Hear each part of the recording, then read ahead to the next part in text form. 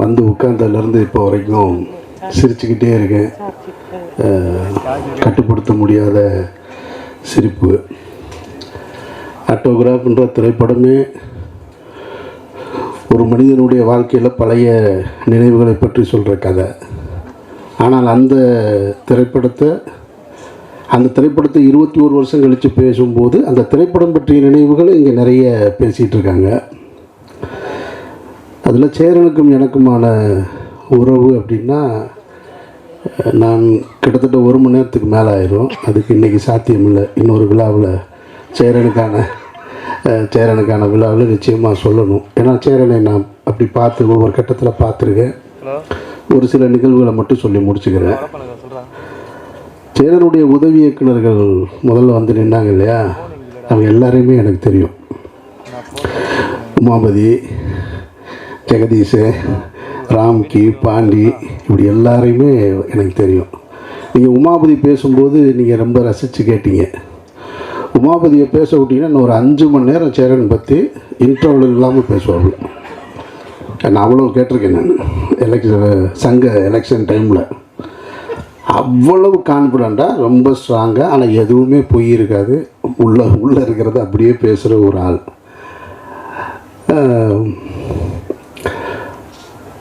அவங்க எல்லாருமே வந்து சேரனை பற்றி நிறைய சொல்லும்போது, இவங்க நான் திரைக்கு வருவதற்கு முன்னால் ஒரு இயக்குனராக, ஒரு ஜெயிச்ச இயக்குனராக இருக்கார். அதில் குறிப்பாக இந்த படம் ஆட்டோகிராஃப் அவர் எடுத்துகிட்டு இருக்கும்போது நான் ராம் ஷூட் பண்ணிக்கிட்டு இருக்கேன் கொடைக்கானலில். அப்போ இடையில் ஒரு முறை வரும்போது ஆட்டோகிராஃபுடைய ஃபங்க்ஷன் நடக்குது. தேவி தியேட்டர்னு நினைக்கிறேன். தேவி தியேட்டரா? சத்யம் தேட்டரில் நடக்குது. அப்போது அந்த மேடையில் இசை வெளியீட்டு விழாவில் அன்றைக்கி இருந்த பத்திரிகையாளர்களுக்கு உங்களுக்கு தெரியும்னு நினைக்கிறேன். நான் ஆட்டோகிராஃப்னு சொல்லிட்டேன். நான் மேடையில் சேரன் பேசுனது இதுதான். ஆட்டோகிராஃப்னு சொல்லி கையெழுத்து போனேன். ஆனால் இந்த ஃபைனான்ஸ் சீட்டை எத்தனை கையெழுத்து போட்டேன்னு எனக்கு தெரியலை அப்படின்னு சொல்லி மேடையில் கண் கலங்குறாரு சேரன்.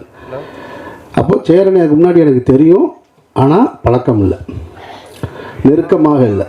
அப்போ சேரன் வெளியில் வந்த உடனே நான் நின்றுட்டுருக்கேன். சேரன்கிட்ட கேட்குறேன், நானே கடை வாங்கி படம் எடுத்துகிட்ருக்கேன். நான் 50,000, 25,000, 30,000 வாங்கி படம் எடுத்துக்கிட்டு இருந்த டைம். அந்த டைமில் சேரன்கிட்ட வந்து கேட்குறேன், நான் வேணால் ஒரு 1 லட்ச ரூபா ரெடி பண்ணி தரட்டுமா உங்களுக்கு அப்படின்னு. இல்லை அதெல்லாம் பார்த்துக்கலாம் அப்படின்ட்டார். ஸ்னேகன் தான் எனக்கு அறிமுகப்படுத்தி வச்சது. அப்போ ஸ்னேகன்ட்டு சொன்னோடனே இல்லை அதெல்லாம் பார்த்துக்கலாம், பண்ணிக்கலான்னு. அதுக்கப்புறம் சேரனை நான் பார்த்தது ஆட்டோகிராஃபுடைய வெற்றிக்கு பின்னாடி அலுவலகத்தில் அதை சந்தித்தேன். அதுக்கு பின்னாடி அந்த இயக்குநர்கள், உதவி இயக்குநர்கள் ஜெகதீஷ் உட்பட எல்லாருமே எங்கிட்ட நெருக்கமாயிட்டாங்க. இப்போ ஆரி தொடங்கி ஜெகதீஷ், உமாபதி, ராம்கி, பாண்டியராஜன் தன்னுடைய மெரினாவை பண்ணும்போது முதல்ல வந்து அந்த வணக்கம் வாழ வைக்கும் சென்னைன்னு ஒரு பாட்டு, ஒன்று ப்ரொமோ பாட்டு ஷூட் பண்ணுறதுக்கு என்கிட்ட வந்து என் வீட்டில் வந்து, ஆனால் நீங்கள் வந்து ஒரு 2 ஷாட்டு நடித்து கொடுக்கணும் அப்படின்னாரு. அப்புறம் வீட்டுக்கு பக்கத்தில் வந்து ஒரு ஆட்டோவை எடுத்துகிட்டு அதை போய் எடுத்து அதை நடித்து கொடுத்துட்டு வந்தோம். இப்போ சேரனுக்கு என்னென்னா, அவருடைய உதவி இயக்குநர்கள் பூராமே என்னோடு பழகிக்கிட்டே இருக்காங்க. அதில் கொஞ்சம் டென்ஷன் ஆவார் அவர். இந்த ஆரம்பிச்சிட்டாப்பில் பாருங்க உமாபதி, ஏன்னா அந்த கதை பூரா அவருக்கு தெரியும். ஸ்னேகனும் என்கிட்ட வந்துட்டாப்புல, ஆரியும் வந்துட்டாப்புல. அங்கே போனாலே என்ன பூரா அங்கே போயிட்டீங்க, என்ன அங்கே எல்லாருமே அங்கே இருக்கீங்க அப்படின்னு கேட்டுகிட்டே இருப்பார் சேரனு. அதில் பாதி உதவி இயக்குநர்கள் அவர் வெளியில் போனதுக்கு காரணம் வந்து, ஒவ்வொரு படத்தில் ஏதாவது ஒரு ஹீரோயினாக இருக்கும். நீங்கள் உடனே தப்பாக எடுத்துக்காதீங்க. ஏதாவது ஒரு பிரச்சனை இருக்கும். யார் கேட்டாலும் ஒரு கதை சொல்லிக்கிட்டே இருப்பாங்க. ராமன் தேடிய செய்தியில் ஜெகனுக்கு ஒரு கதை இருக்கும். அவன் சொல்லுவான் என்கிட்ட, அண்ணே என்ன நடந்துச்சு தெரியுமா அப்படின்னு. எல்லா கதையும் இங்கே வந்து இறக்கி வச்சுட்டு போகிறீங்க. அவர் எப்போ பார்த்தாலும் என்னை கோச்சிக்கிடுவார். ஸ்னேகன் அங்கே போனால் என்ன அங்கே போய்ட்டு தான் இங்கே வர்றீங்களான்னு கேட்பாருன்னு. சேரன் பொதுவாக வந்து பெண்களை நல்லா பார்த்துப்பார். அது வந்து எந்த டவுட்டும் கிடையாது. நீங்கள் இப்போ கூட கவனிச்சிங்கன்னா ஸ்னேகா மேடத்துக்கு அவர் தான் தண்ணி பாட்டு எடுத்து திறந்து கொடுத்தாரு. நான் அடுத்து முடிச்சிடறேன். ஏன்னு சொல்கிறேன், இந்த குற்றச்சாட்டு அவர்கிட்ட, அவங்க உதவி இயக்குநர்கிட்ட இருந்துக்கிட்டே இருக்கும்.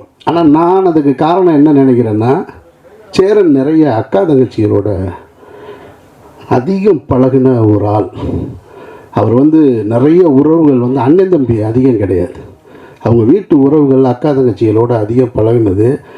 அந்த உணர்வு எப்பயுமே சேரன்கிட்ட இருந்துக்கிட்டே இருக்கும். அது நான் சேரனோட பழகும்போது தான் என்னால் அதை புரிஞ்சுக்க முடிஞ்சது. அப்போ இவங்க எல்லாருமே வேறு ஒன்று நினச்சிட்டாங்க அப்படின்னு. அதனால் ரொம்ப உன்னிப்பாக கவனித்து பார்த்துட்ருப்பார். இதுதான் சேரனுடைய மனநிலை. அதுக்கப்புறம் சேரனை பற்றி இந்த ஆட்டோகிராஃபு அதான் சொல்லலை, எங்கே தொடங்கி எங்கே போகிறதுனே தெரியல. அவ்வளவு இருக்குது எனக்கும் சேரனுக்குமான உறவு. இந்த படம் பற்றின நினைவுகள் முடிச்சிடுறேன் நான். ஏன்னா எனக்கு ஒன்றும் புரியலை. எதையாவது ஒன்று சொல்லிடுவோமோன்னு வர பதட்டமாக இருக்கு.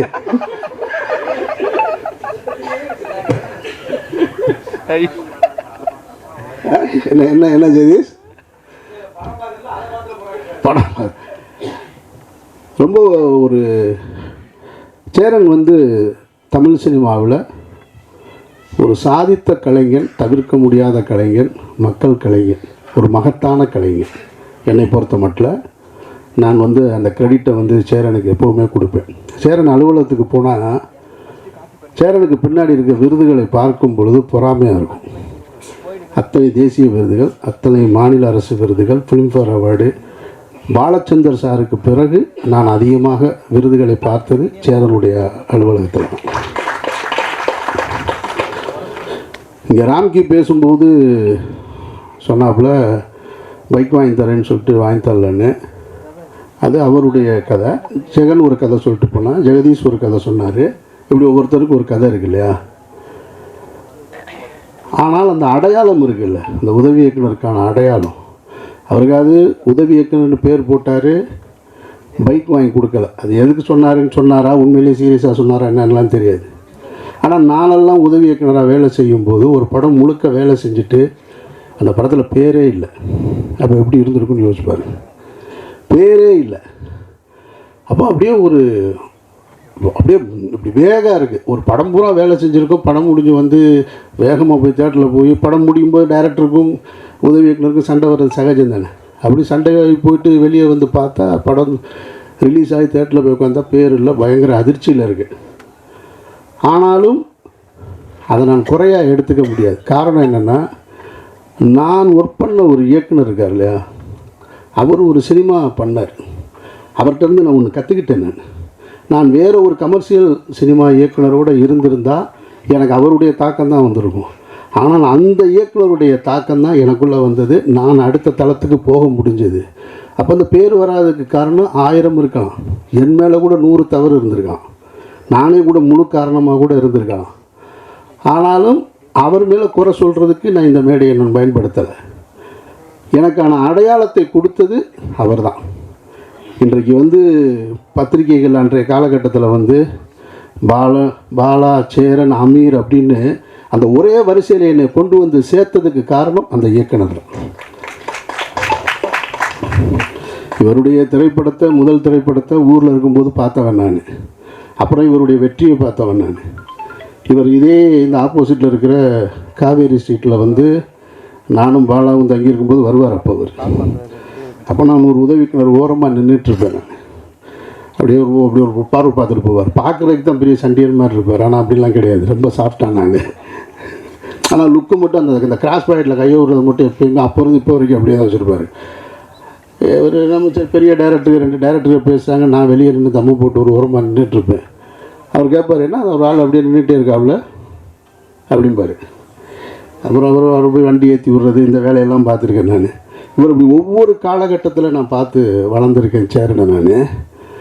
அப்போ இவங்களோட சேர்த்து இன்றைக்கி நிப்பாட்டுற இடம் இருக்கு இல்லையா, அதுக்கு காரணம் நம்ம வேலை செஞ்ச இயக்குனர்கள் தான்.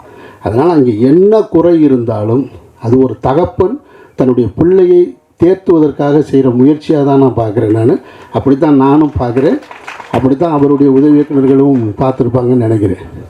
நிச்சயமாக சொல்கிறேன், ஒரு 20 வருஷத்துக்கு முன்னாடி சரி, இப்போ இங்கேருந்து இப்போ இருக்கிற இயக்குனர்களையும் சரி, சாதித்த எல்லா இயக்குனர்களையும் சரி, இப்போ பாலாவாக இருக்கட்டும், சசிகுமார், நான், எனக்கு பின்னாடி இப்போ இன்றைக்கி இருக்கிற வெற்றிமாறன், மாரி செல்வராஜ், ராம், இவங்க எல்லாரையும் ஒரே தட்டில் வச்சா கூட சேரனுடைய சாதனைக்கு பக்கத்தில் கூட போக முடியாதுன்றது மறுக்க முடியாத உண்மை. இதில் மற்ற டைரக்டர்கள் தப்பாக எடுத்துக்க மாட்டாங்கன்ற நம்பிக்கையில் நான் அந்த உரிமையோடு சொல்கிறேன். படைப்புகளில் வீரியமாக இவரை விட அடுத்து வீரியமாக படம் பண்ணியிருக்கலாம். ஆனால் சேரன் தன்னுடைய அந்த கிளிப்பிங்ஸ் போட்டார் பாருங்க, இத்தனை விருதுகள், இத்தனை திரைப்படங்களில் நாயகன், இத்தனை படங்கள் தயாரித்தது, இவ்வளவுத்தையும் இந்த 30-35 வருஷத்துக்குள்ளே செஞ்சு முடிச்சிருக்கிறது சேரன்ற மாபெரும் கலைஞன். சேரனுக்கு எனக்கு நிறைய முரண்பாடு இருக்குது. சேரனுக்கு கருத்து முரண், நான் எது சொன்னாலும் அவர் கேட்க மாட்டார், இதுவரையும் கேட்டதே கிடையாது. ஆனாலும் நான் அவரை பற்றி கண்டுக்கவே மாட்டேன், நான் சொல்லிக்கிட்டே இருப்பேன், அவர் கேட்க மாட்டார். அப்புறம் கூப்பிடுவார், சரி வர்றேங்க அப்படின்னு கேட்குறது மாதிரி சொல்லுவார். அப்படியா, அது பண்ணிக்கலாம், நான் யோசிக்கிறேனே காலையிலாம் பாரு, அவர் என்ன முதல்ல சொன்னாரோ அதுதான் செய்வார். நான் அதை பற்றி கவலைப்படுறதே இல்லை. நானும் அவரோடு உறவை அப்படியே தான் வச்சுருக்கேன். நான் அந்த கலைஞன் இன்னும் பல சாதனைகள் பெறணும் அப்படின்றது தான் என்னுடைய ஆசை.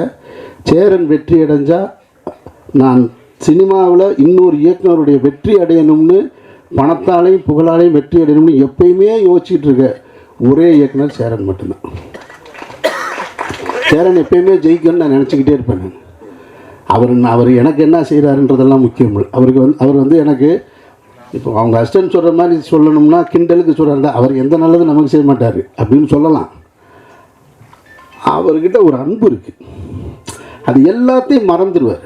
எல்லாத்தையும் மறந்துட்டு எவ்வளோ பெரிய சண்டை போட்டோம், எவ்வளவு இது பண்ணோன்றதெல்லாம் மறந்துட்டு ஒன்றுமே நடக்காத போல் கூப்பிடுவார், எங்கே இருக்கீங்க, வாங்க போகலாம் அப்படின்னு கேட்பார்.